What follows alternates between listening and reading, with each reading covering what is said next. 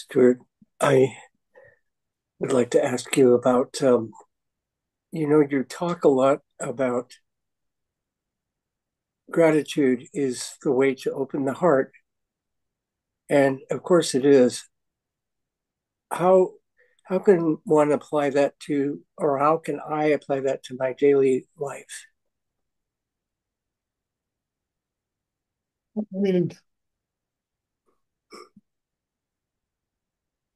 let me ask you a question. Are you happy that you have a daily life? Yes. So you're applying gratitude to your daily life. Mm. I mean, we have this extraordinary gift called life. We take it for granted. We take our breathing for granted. We take all of our organs or the whole makeup of a human being we take for granted. Understand, this is a miracle that any of us are sitting here and doing this meditation right now, that we're breathing. And yet, I would say almost 100% of the human race takes it for granted and really doesn't express deep gratitude for this sacred gift. And whatever your life is, whatever you do, whether it's your chiropractor or you're a doctor, or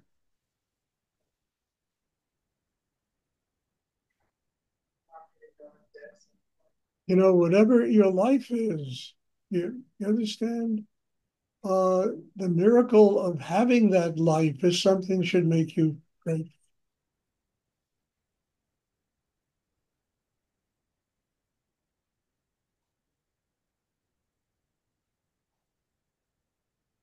I mean, that in itself should make a human being grateful. So I don't know how else to answer that, Pat, except the alternative is what? You don't have a life. You know, the alternative is we all drop dead, which one day we're going to do anyway. And if you develop enough of a spiritual life, you'll take that for granted also. You won't take that for granted. I'm sorry. You'll be grateful for attaining the state of samadhi and becoming one with God. Mm. You'll be grateful for the negative things that happen. If for no other reason, they teach you how not to live, how to invest your time and energy in positive, you know, things.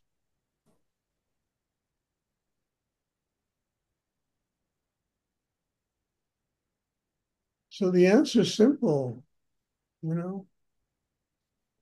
You get up every morning, you breathe, you're here, you're living, you're functioning, you're healthy, you have food in your mouth or money in your pocket, you're able to take care of your necessities.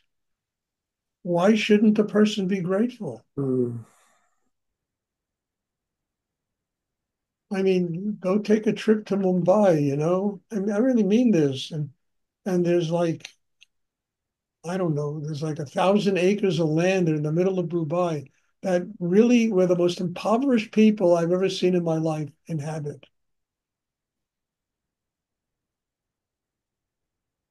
We're talking probably close to 1 million people live in that area of Mumbai. And the poverty is so extreme.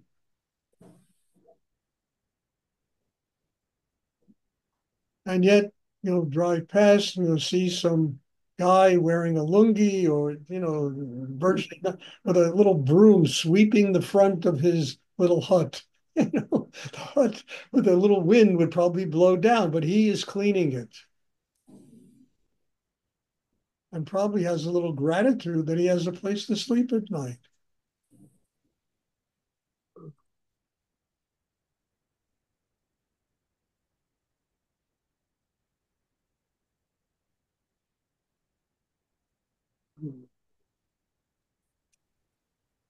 Hey, um, I would like you to speak some about like letting go of old friendships and when you've been friends with people a long time in your life and then your paths change and dealing with that pain. Uh, Yeah. yeah, I can talk about it because I've had to go through it a lot in my own life. You grow, you change, your interests change, your interests grow, especially when you do spiritual practice. It reaches a point where you have nothing in common with these people. And you just have to be grateful you spend time with them, that they were part of your life. And then you have to let your karma take you forward to where you must go to continue the growth in your life. I mean, And what if you still have a lot in common with them? excuse me, What if you still have a lot in common with them? then why stop the friendships? Why stop the friendships? I mean, I don't have, I have, I mean, look, there are a lot of people in my life. I don't have something in common with everybody. One thing I do is they attend this meditation class, but it doesn't mean I can't love them and respect them and try to, do whatever I can to help them improve their lives. I have to grow and get big enough in myself to be able to live that way.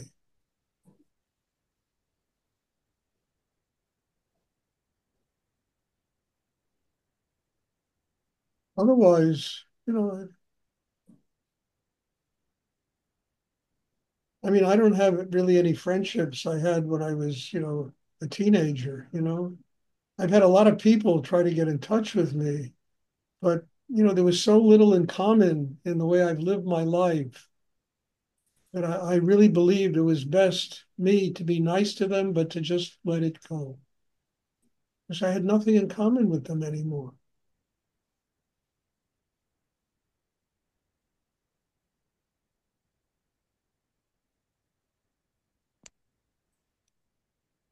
So I had no choice in the matter but just to let it go.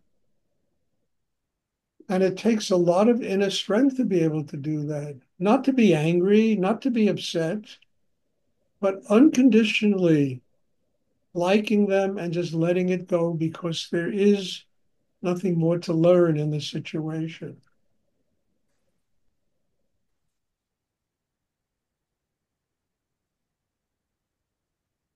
I mean, I can't tell you how many people I've had like that in my life.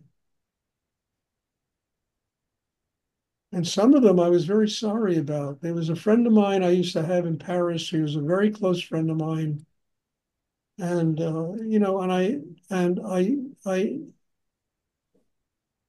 he was the one who told me it doesn't cost to look. And I have never forgotten that because it meant entering Rudy's shop. And it was the moment I met Rudy. And it was his words, it doesn't, cost to look, that inspired me to go into the shop where I couldn't afford one object in the shop. And I didn't want to go in. What am I going to do in there? I'm broke. It doesn't cost to look, he told me. And the thing I regret is that after meeting Rudy, my life got so involved with Rudy and growing in this meditation that it almost the whole friendship I had with this person just fell away. And I always thought about him, but for some reason, and then one day, this is really a true story. I'm sitting in a restaurant. I used to live in the Ansonia apartment building in New York. And across, on Amsterdam Avenue, there was a restaurant that's kind of served healthy food. And I used to go there and have lunch or dinner. And I'm sitting there, and some young guy comes up to me, taps me on the shoulder, and says, there's a guy, somebody over there wants to talk to you. You know him. And I looked over there, and there was this guy, Charlie, sitting there. I couldn't believe my eyes. So I went over, we started talking and laughing about Paris and how we lived. And then he told his son, you see, I wasn't bullshitting you about what went on there. And it was really nice. But my life got so entangled with ashrams and teaching all over the world and doing what I was doing that I again lost touch with him. And, and then I sent him a long email, apologizing to him. And it was very sad for me because I never heard back from him. But yes, We make mistakes and we give up friendships that we shouldn't have given up. But life, man, my life, I mean, Chris, you were there. Tell them how I was living, Yes. running a full-time business, teaching in ashrams all over the world, traveling constantly. And then I was married with a kid. And I mean, it was like unbelievable Yes. what was going on in my life. And a lot of the stuff from the past just fell away, just fell away. And some of it I was very sorry for because I liked the people. Then I had a cousin of mine, I haven't seen him in 70 years. It's really true. Calls me up. This is so and so. I'm your cousin. I said, oh my God, I only have one cousin by that name, and I haven't seen you in 5 lifetimes. He said, I'm that cousin, and we started laughing and we became friends. It was very nice. But sometimes it takes a little thing like that Hmm. to regenerate a friendship that should still exist.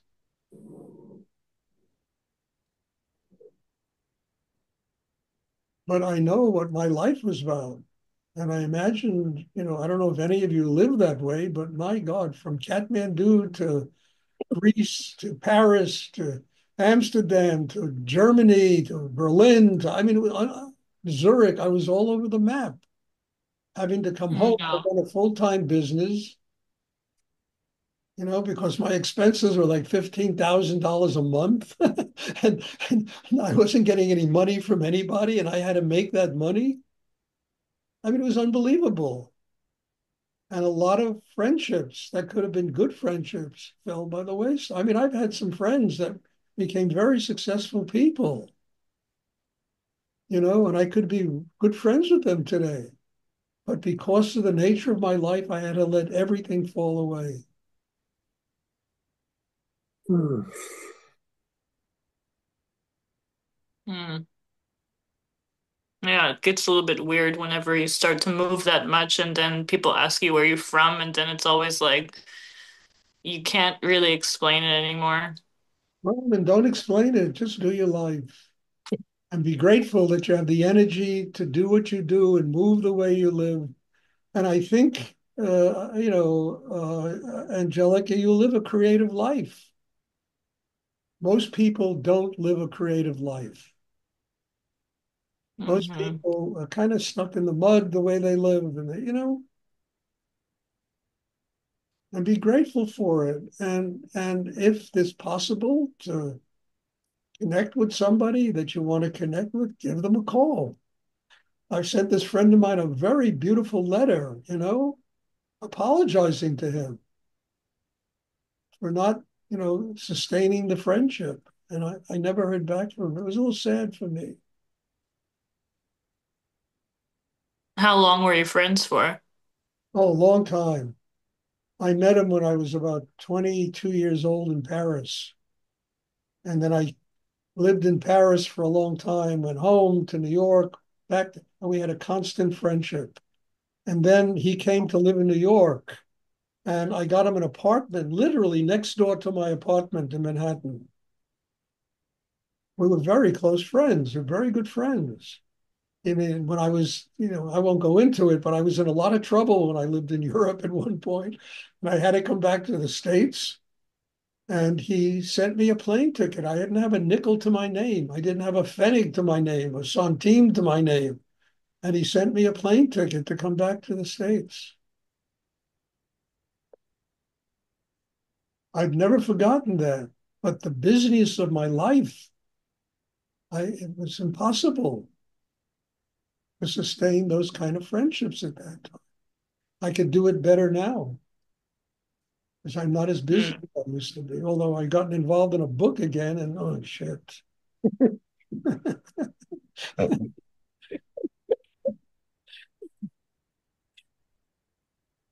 I'm taking these talks that I give after class. I'm having them transcribed, and I've already done 18 of them. I'm finishing the 18th of them to make a book out of this. And I think it's going to be an important book. I got to do it. So it's taking up a lot of my time now. Poor Jennifer, she's got to deal with Stuart writing a book.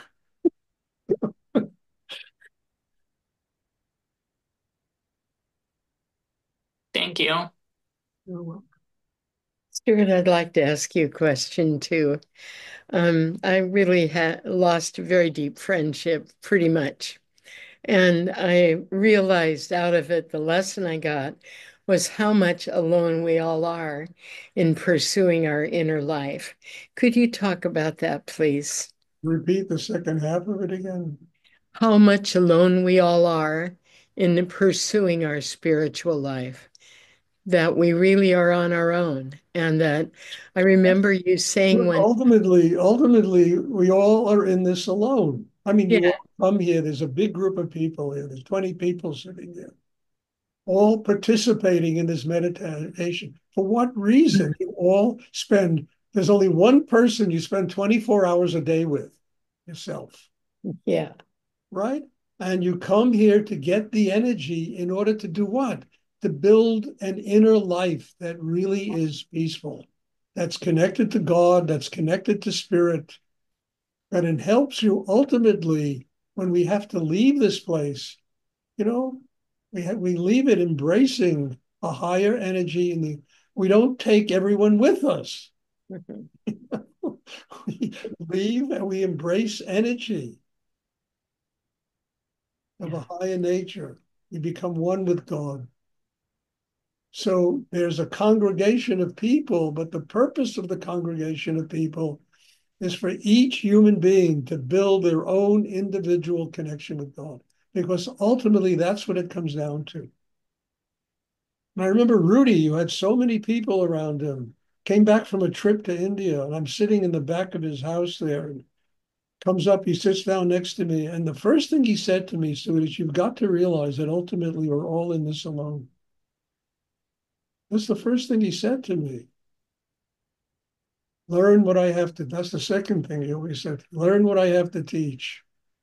What I have to teach will get you to God, and then also understand that everybody is in this, we're all in this alone. And I always say, the only person we spend 24 hours a day with is ourselves. If we don't make friends with ourselves, how the hell are we going to make friends with anyone else? We have to love ourselves and like ourselves and be at peace with ourselves. And that's what this meditation is about also. Arriving at a place where you're at peace with yourself. And people are scared of being alone. Frightens people, you know? And yet, who do you spend 24 hours a day with? Yourself. And occasionally people come and break up the conversation. May I ask another question? Yeah, of course. Uh, I read in Rudy's book, Spiritual Cannibalism, a couple of days ago, that when we really sit by ourselves daily and work on our own, doing our meditation, that's where we grow the most. Would you like to comment about that? Yeah, it's true. Yeah, Oh, I have to comment on it. Everybody should do it. I always tell people you should spend a half hour a day yeah, just sitting, set up a little altar for yourself and sit down and do your meditation. When you can master the meditation on your own without being pumped through it, filled with Shakti, you have come a long way in this meditation. I mean, in this class, the Shakti that flows through is very powerful and it makes everybody work in the class. Now you have to develop that same level of Shakti on your own. Now you need the Shakti of the class to get strong enough to be able to develop it on your own. And then the worst part about that is you ultimately become a teacher of it. Smith the Shakti to other people that come because they need to grow and learn how to be on their own. You know? Thank you.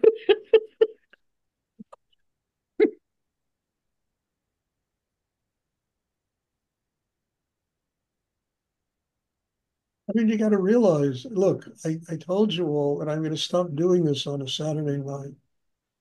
And I do this most people that teach this meditation, at least I've been told this, teach it maybe 1, 2 classes a week. That's what I'm doing this 7 times a week. And then Thursday night, I sent out 52 invitations, 11 people showed up. And I finally said, it's enough. It's enough. So I'm going to have to reduce the number of classes. And I'm also a little bit tired. Not a little bit tired, a lot tired. And I need a break. I need a break. I need more breaks now than I used to get when I was younger. When I was younger, it was nonstop, nonstop, 7 days a week.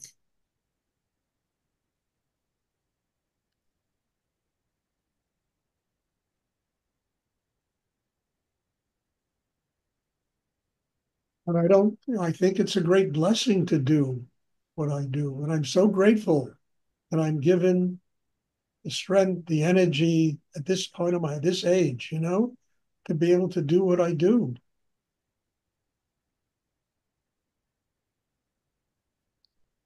But at some point you got to say, hey, if you send out 52 invitations and 11 people show up, maybe there shouldn't be a class that night.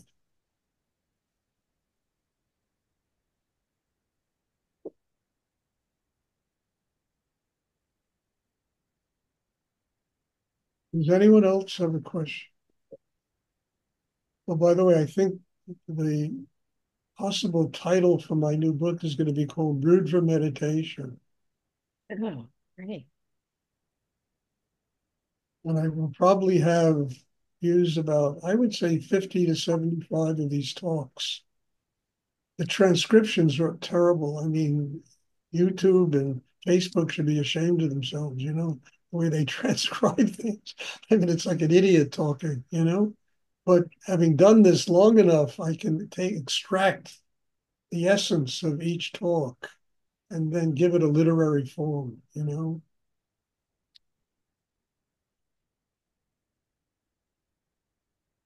Angelica, it would be better if you were sitting up doing the meditation and uncross your arms and legs and Yeah, really. sorry. Also, my name is Angela.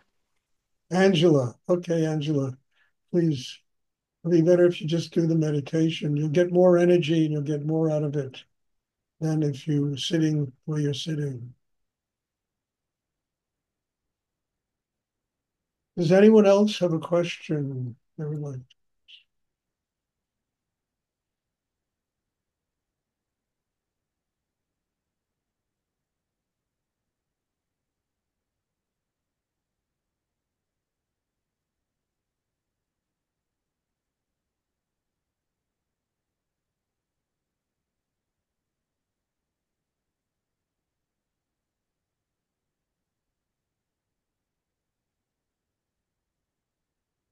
Hey, if there are no more questions, there will be meditation on Tuesday, and I'm looking forward to seeing everybody.